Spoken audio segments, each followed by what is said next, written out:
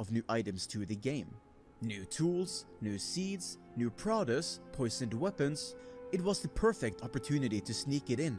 But they needed something discreet. That's why it was called Rotten Original Potato. ideas included a dragon toothpick and a dragon sponge. Interesting. But those would stick out like a needle in a haystack, especially in an era where only a few dragon items existed and players were hungry for more. So, hidden among all the new farming items, a very important vegetable was smuggled into existence. Jagex Moderators had their new tool in all its magnificence, and no one batted an eye. The rotten potato was born. And this plan worked. Buried under a mountain of other virtual vegetables, nobody highlighted the unobtainable rotten potato, and its existence remained a secret to all but the J-mods. Nowadays, the potato sticks out like a sore thumb in the item database, a single food item sandwiched awkwardly between a stool and a poisoned spear. But technology was not as advanced back in 2005, and with the tools the data miners used at the time, they'd been fooled. For the latter half of the 2000s, the potato remained undiscovered, being RuneScape's greatest secret, one that was kept through hundreds of updates and historical events. That is, until it all came crashing down in the early summer months of 2011. But first, we need to introduce the other half of the heist. 2009, near the end of March. A few friends playing RuneScape finds their fun in breaking the game where they can. Playing top 8 soon? Let me know when. Menace is their favorite playground. The quest they found to produce more bugs and exploits than any other. And this quest is where they find the big one, a way to break into closed instances. From player-owned houses to the fight caves. Oh yeah, I remember this one. Players fighting giants. They could even break into instance quest areas and mess around with some very confused. He'll probably bring it up in a second. This glitch was pretty fucking cool. They used this to break into cutscenes. So there's a cutscene in one of the quests, like an early level quest, that takes place in Draenor. And one of the characters, the NPC, has a party hat. And he gets, at least I think he gets killed. And the party hat's on the floor in the cutscene behind the bank teller window. But you can't reach it. So, like, you can see the party hat, it's there, but you can't reach it because obvious. But this glitch allowed you to get behind there. And you can interact with it, but you can't actually smuggle it out. It doesn't work. It's not like an actual real item. Now, I'm sure he's going to bring it up. No, you can't telegrab it or anything. I'm sure he'll mention it with this glitch. Not long after they discovered this, they attracted the attention of one JMod in particular. Mod DC, the lead bug curator, made contact with these friends. As a bug curator, one of his responsibilities was to keep a close eye on cheating communities and make sure that any threatening developments were dealt with swiftly. DC and Jagex as a whole regarded these friends as a low-risk group. They may have been skilled bug abusers, but they weren't going to abuse anything which would impact the game or its players. They may have messed around with someone on a Jad attempt, but they weren't going to bring their own gear onto it and duo it with a stranger or anything like that. I also remember this, I think it was this glitch. They actually did have a big lasting consequence. You could use this glitch to do corp, like, infinitely. Corporeal Beast being, like, a really big money-making boss because of the drops. You can get, like, sigils and shit. So I think it was this glitch. You could have, like, 3 people do it, and they could all meet at Corp and just kill Corp infinitely, and it couldn't fight back. So they have no idea how many sigils were actually farmed that way. It could be billions and trillions worth of sigils. So it was a really cool glitch. Jagex didn't make contact with these groups very often, but it was an avenue they could take if it meant they could find and patch up potentially dangerous exploits. DC talked to the friends for a good length of time and promised to make things worth their while if they complied. From membership to in-game recognition in the form of their own chatbox crown, similar to the silver crown of the player moderators but green, like the ones forum moderators enjoy on the forums. All of this and more would be theirs if they told him how the bugs worked. Offering rewards to bug abusers was nothing new. They'd employed a similar tactic when trying to stop an item dupe several years earlier. Smart. And just like last time, they gave with one hand but took with the other. Once the Slug Menace bug was recognized and fixed, DC wasted no time swinging the ban hammer. Abusers, people who helped the abusers, the pizza delivery guy for the abusers, all banned. By issuing IP bans, the abusers Damn, lost not what? only the accounts they had performed the bug on, That's but fucked. any other they had ever logged into, and anyone unfortunate So he enough to have lied. played on their computer, such as friends and family. In this purge, some RuneScape veterans lost their accounts to ones that had never been associated with bug abuse in their lives. Not willing to be defeated, the friends persisted. They obtained new accounts and evaded the IP bans. This wasn't just a case of clicking the create new account button and playing dumb to the bans. They gained access to some accounts through real-world trading and recovered others which were abandoned and protected by poor security. They were back and better than ever. There weren't just some friends goofing around anymore. They put together a true bug abuse team. Hax Unit was born. Yes, sir. They used to have Hax Unit videos was on soon to enter YouTube. their second year of existence. I don't think they and do were anymore, still though. going strong. Mod DC's time at Jagex started to come to a close, and he began training up a successor, the community manager MoistCr1tikal. As a part of his preparation, DC Thanks for the resub, informs Jay. Criso of the active cheating Hello, Tashi. Hey, communities, Tashi. including Yeah, I've got Hax the stream Unit. pulled up, so I'm ready to Soon watch. after, Criso makes contact with some of their members. His main correspondents are Roy, known in-game as Waste, a player known only as Hay, and Quint, known in-game as Titanium. For now, Criso seems solely fixed on gathering information. Over time, in association with Hax Unit, a handful of obscure bugs are found and fixed. As they were once again considered low risk, they're seen as harmless, and only a few of the abusers' throwaway accounts are banned. Of course, Jagex aren't just receiving information by asking the bug abusers nicely. They maintain heavy surveillance on them. Oh, I forgot and all about discover that far loan more through shit. account activity of the known abusers, as well as the people they talk to in-game. At some point, Mod Easty, an upload manager, Thanks, Resub makes Ocean and contact Prime with Hax Glyph. Unit as well. Easty's responsibilities usually involved reviewing updates ahead of release to make sure the game would work fine. With a background in QA and bug fixing prior to his role as an upload manager, he shares a common interest with Hax Unit in bug abuse and how the core game worked. Just like Criso, he was looking to gain insight into potentially abusable bugs so they could be fixed long before they'd ever be a widespread problem. While Jagex claimed Hax Unit were low risk, Hax Unit seemed to suggest that was misguided. From their creation in 2009 to spring 2011, they claimed that they found several major bugs such as muggles and money dupes and sold these bugs to players who would abuse them for profit. However, despite two Jagex moderators keeping a very close eye on them and their accounts, none of these bugs were identified at the time and none of the Hax Unit accounts were banned. Hax Unit had clearly proven themselves to Jagex. They had found and produced a great number of bugs on video, but Jagex did still not ban them, seemingly to prefer having a knowing eye on them than risk them going underground and acting outside of their supervision. Now, obviously Jagex doesn't release their policy on bug abusers to the public, but at the same time, none of the sources I had could give me a confident answer as to why they let the Hax Unit continue to publicly boast about their bug abuse achievements. They weren't hurting anyone. Let it ride. Is that Jagex fully intended to take action if they had any inclination that they were beginning to abuse more serious bugs. If this had happened, the 2011 we know would have been completely different. If you've never encountered this sort of stuff before, it might seem weird that Jagex would just let the bug abusers go about their days and not take any action on them, but you'll find that this is common not just with Jagex but with law enforcement in general. As Jagex stressed at the time, they didn't see Hax Unit as a threat. If they banned them, they weren't just gonna go, well, they banned us, GG boys, they got us. They just keep going like they had when they first formed Hax Unit. And if they were out of Jagex watchful eye and started abusing bugs in secret, who knows what could have happened. Exactly what did happen. While the 2009 bug from the Slug Menace was fixed, that didn't mean bugs that could invade instances were gone for good. Here we go, this is where I'll mention it. Hax Unit discovered a similar way to break into other people's instances, and during the first Double XP weekend of 2011, they tried to break in to stealing creation. The idea was simple. While in a game of stealing creation, oh, maybe not. Still not the party hat one. I really thought he would. So if you manage to get a player into the minigame who wasn't playing it, you should be able to steal items from their inventory.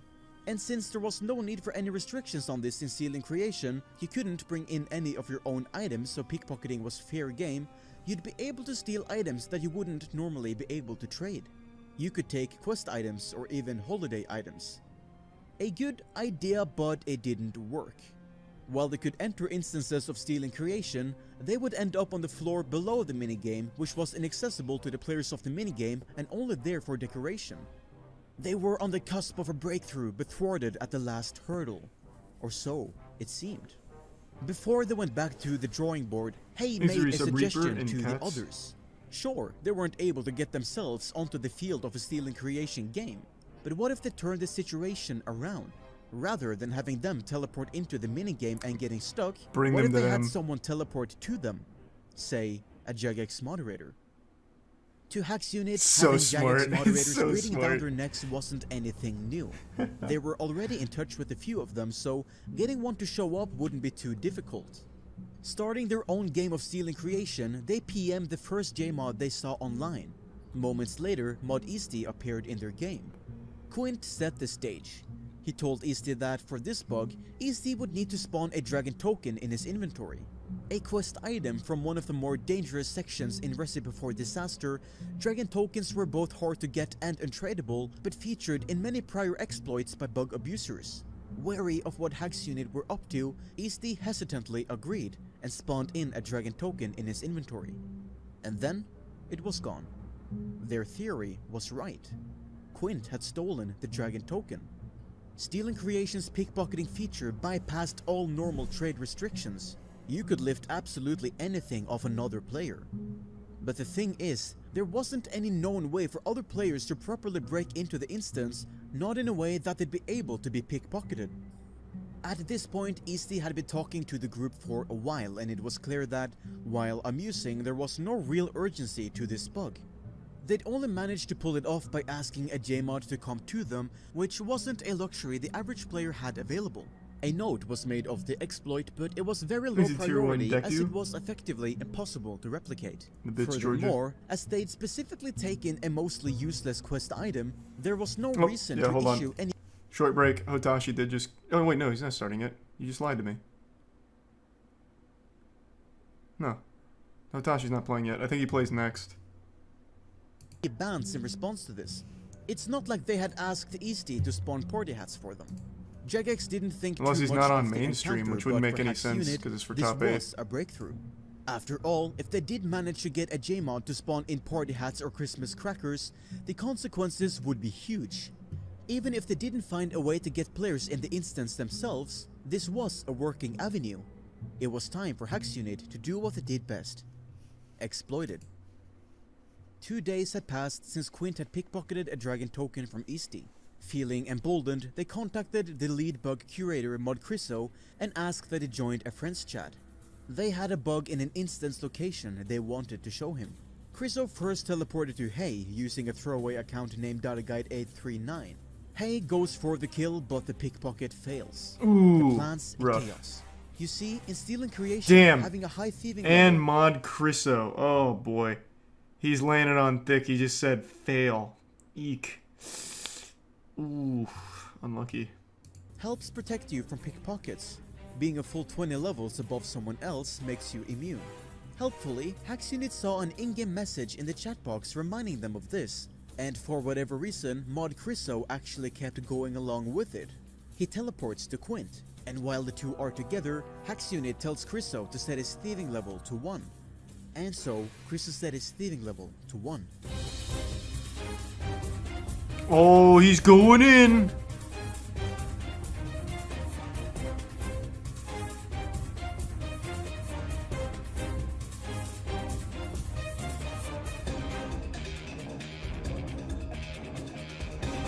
Does he realize the potato's gone? Oh! Bro, MoistCr1tikal just panic logged.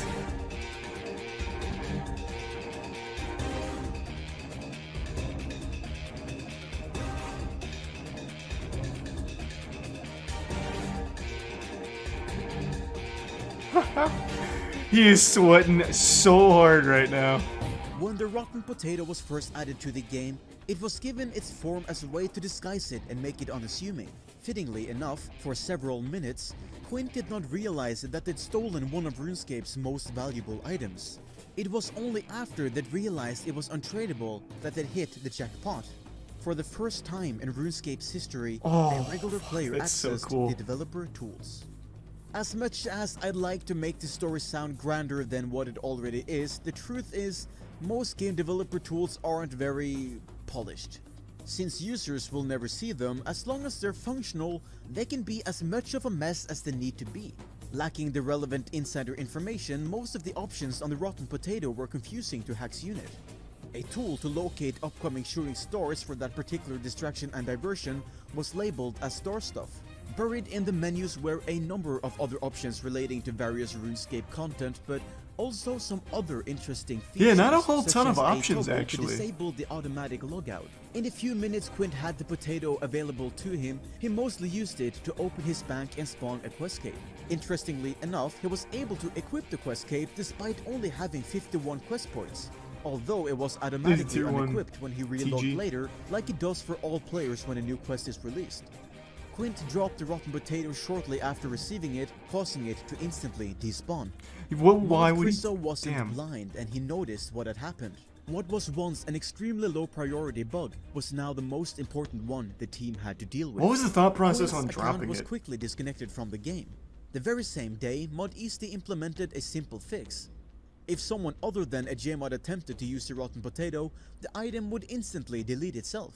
He also added an exception to make sure that Jmods could no longer be pickpocketed in-game. And that was it. No mass panic. Jagex were all well aware of what had happened, and the incident spread throughout the office. But Quint hadn't done anything too major with the Rotten Potato. The one item that it did spawn, the quest cape, was unequipable.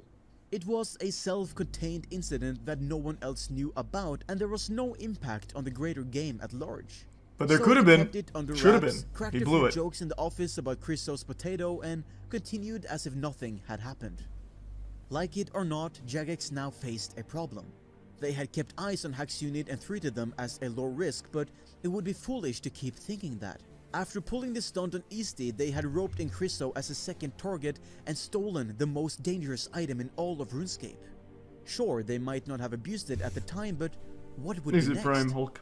Not wanting to take the risk, MoistCr1tikal spent weeks after the incident banning all Hack's unit accounts as they popped up. Oh, All boy. known members were wiped, and the moment they detected any new accounts from them, they slammed those down as well. This crippled Hack's unit's ability to continue their work. New accounts wouldn't have access to the content required to perform the bugs and would be banned before they got anywhere. Bought accounts cost real-world capital, and each ban was wasted money for each of the Is it members. Prime Mad Hatter? Recovered accounts required some time and investigation, far more than Jagex needed to ban them. It was a losing battle, and so, MoistCr1tikal had successfully put a stop to what was RuneScape's most notorious active bug abuse community at that time. He'd even done it single-handedly. Hack's unit was done. Or at least that's what Jagex had thought. See, Hack's unit had been backed into a corner with no other way out. Unable to keep working as they were, So they hacked the fought back. mainframe. Jagex had no idea that Hack's They're in unit their had banks one now. last trump card, because Quint had recorded the whole thing. In an act of defiance and an act of revenge, Hack's unit went public, and the now infamous clip was uploaded to YouTube. To say the video was popular would be an understatement. It lit the community on fire. I am so Within disappointed he thousands of dropped the views, discussions potato of for the some incident reason. overwhelmed both fan sites and the official RuneScape forums. Jagex were on full damage control. Forum moderators immediately closed any and all threads about the Rotten Potato that they could find. MoistCr1tikal's friend chat was overrun by people trolling him for falling for it and had to be temporarily closed to the public. Discussion in other places, such as the RuneScape wiki, centered around whether the video was legitimate or not and whether it could be counted as evidence for the item even existing. It's the start of the work week, and what a start it would be. Over the course He couldn't of the trade it. He weekend, doesn't need the to trade it. community outlash had He could have just kept spiraled out of spawning shit, like control. test every single Of course, feature there. The video had spread internally throughout Jagex, but all the relevant Jmods were already aware of the details. They'd been there when it happened, after all. With the fire on the forums only growing stronger, Jmods began to step in, trying their best to defend Criso. At first, they deflected, trying to claim that the Rotten Potato didn't exist and that the video was fake. Bad move. Remember those Stupid, data miners yeah. from earlier? Fucking dumb. Well, now they knew that the Rotten Potato was important, so it was just a case of tracking down the item ID. Given how huge this incident was, it didn't take long for RuneScape's top minds to figure it out. Is that really how they data mine shit with cheat engine? I figured they use more, like, impressive tools. Is cheat engine the actual main method for data mining? Thanks, Resubs Titanic and Jordan. No, just easy. So I guess it depends on the game. It's a memory manipulator. It's a great tool. It's a great tool. Yeah, I'm not disagreeing. But I feel like when you're data mining something, cheat engine, I just, to me, doesn't scream like the best option.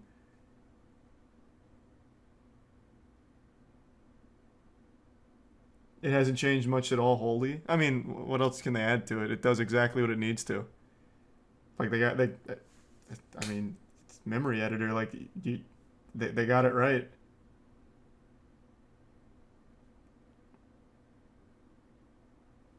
Exit tier 1, how was your day in the Prime Jeebus? Oh, corrupted blood was the glitch. Yeah, I do remember that. Yeah, I actually do know that story.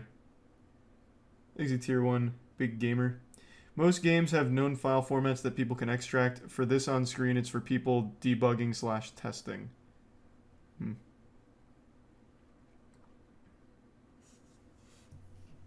Figure it out.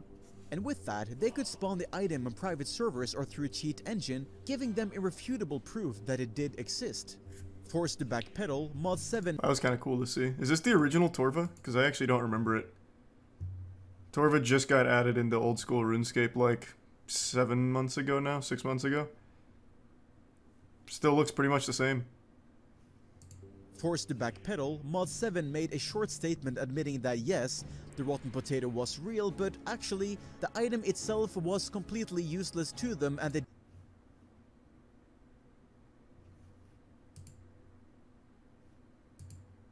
No, Hotashi wasn't playing, was he? No, I've got his stream open right now. He's not playing. Why do people keep lying to me? didn't achieve anything other than obtaining it and then losing it.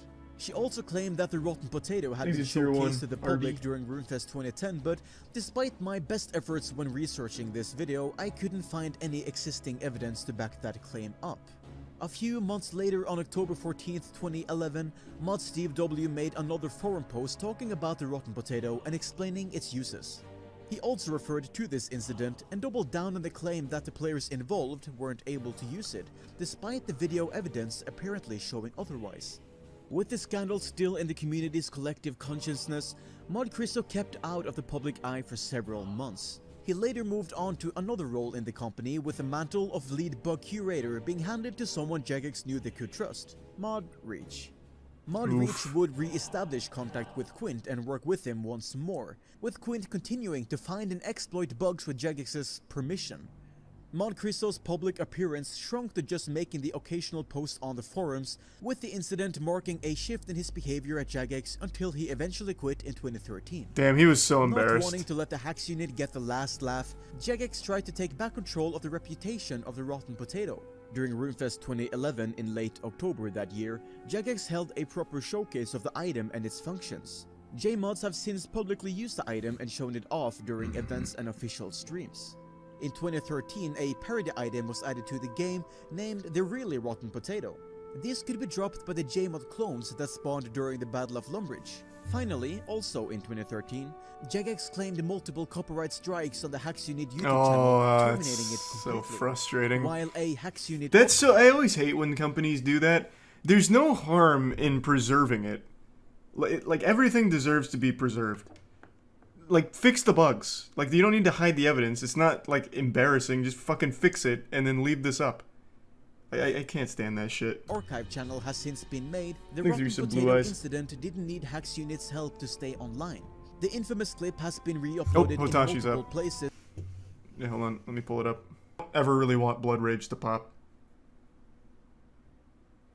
This mostly by third parties, ensuring the legacy lives on.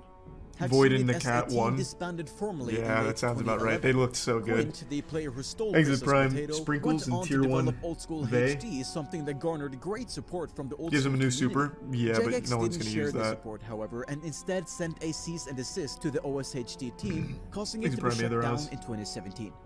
2005 was a long time ago, and Jagex tools to find and patch bugs have now advanced much further.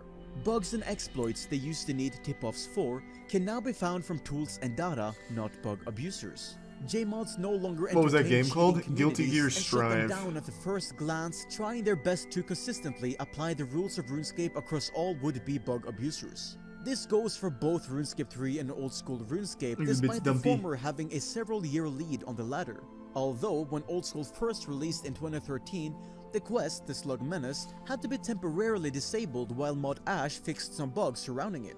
He claims it was But you couldn't specifically stop to do with Hack's one unit. issue that caused They player were too deaths strong. in the final fight, but after everything that stemmed from a couple of friends Please read some finding Matsu. a host of exploits in that one quest, you can't help but wonder, right? I hope you all enjoyed watching this video just as much as I enjoyed making it. A lot of research time went into this project, but hey, I enjoyed it. If you ended up learning something new, or even if you just liked the video, why not give it a like down below? I also want to give a huge shout out to all of the sources who contributed. Yeah, Will Miss It information does a and visual great job with content these. on both sides in this video. It's been an absolute pleasure to speak to all of you, and to anyone interested, you can find their names in the description down below. I hope it goes without saying, but bug abuse is against the rules of RuneScape and it's a surefire way to get yourself banned. Don't try and imitate. Yeah, but bug also abusers get yourself featured in this cemented as a video. legend. I'm not gonna make a documentary on you in a decade from now on. Anyway, my name is Will Miss It, and thank you so much for watching. Goodbye. Thanks for your sub, Hobbit and Robo.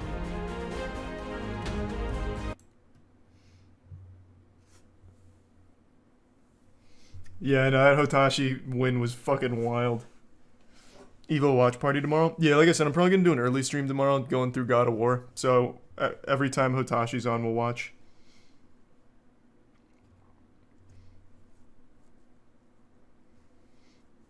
No, Hotashi's top 8. He didn't win the tournament yet. Tomorrow he wins the tournament. Hopefully. Exit Prime masked.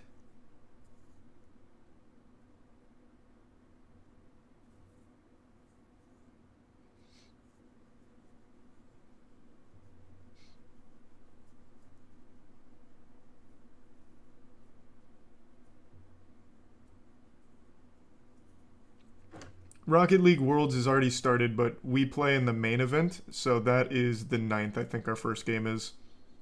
So, 2 days from now.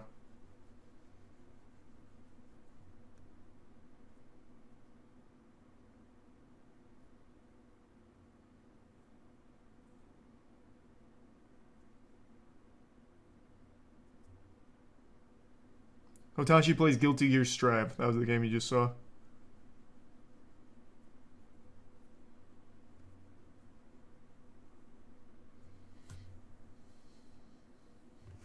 You still play RuneScape? Yeah, I'm back on the agility grind.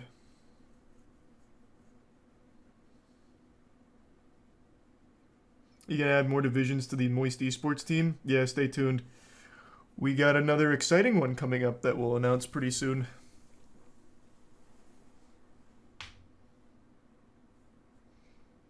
We've actually got quite a few big stuff coming up for Moist Esports, so hopefully we'll be able to announce all that within like a month or so. Thanks to the resub Converse.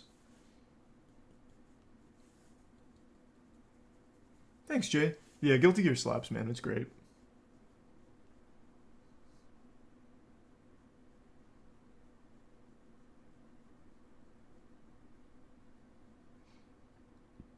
Yeah, we'll be watching Hitachi Top 8 tomorrow. Top 8's not tonight. They just go to Top 8. So he just made it to Top 8 over Flash. So we'll be watching tomorrow. Does Charlie like Multiversus? I love Multiversus. I was really hoping Boomy was going to make it, Boomy and Sandstorm. But unfortunately, they had their run stopped today. I wanted to watch it, but the stream was handled so poorly. I never really got to watch any of their games. In fact, they only showed like 2 games in 6 hours in the entire afternoon.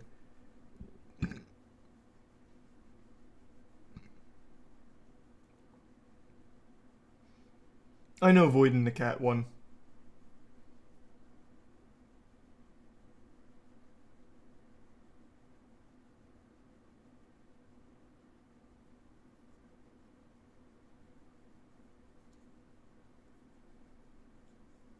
Thanks, Arisa Poltergeist. No. We're just taking our time.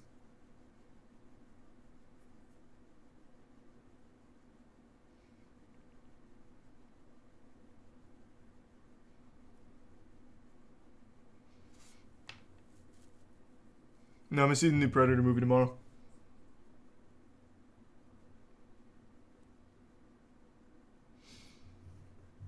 Crazy, I've watched your content for 15 years now. 15 years, huh? That would mean you were watching my old Gears of War and Halo montages. You didn't by chance save any of those, did you?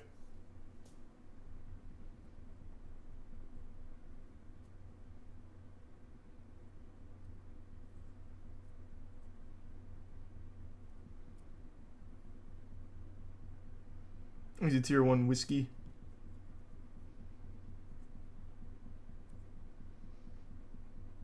Rocket League Moist merch, where it at? Are you talking about in the Rocket League store or like Moist Global? Because we'll be in the Rocket League store around October. If you're talking about Rocket League centered Moist Global merch, we're gonna have player jerseys like with their names on them pretty soon. The headbands as well as like a silly shirt are gonna go up on the site on I think the 9th. I'll probably put those up on the 9th. So the headbands will finally be available.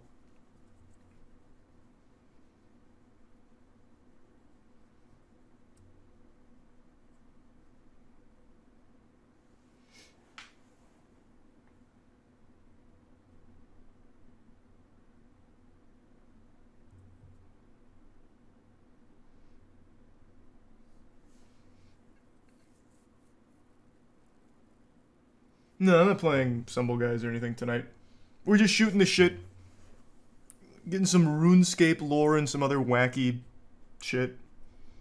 Nothing too wild. Tomorrow I'm going to do like a pretty early long stream for God of War. See if I can take a big chunk out of it. I think we're right around the halfway point.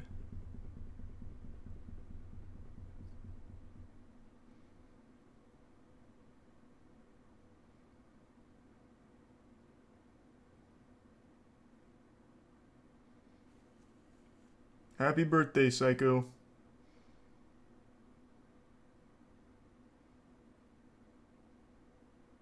Ezra Miller threatened the KKK. That's not a new video. I've seen a couple people bring that up. Ezra Miller threatened the KKK like a year ago. Made that weird video about being racist, not being cool, and how get their ass beat or something. That's not new, unless he did it again today. I don't know. Thanks, Arisa Base.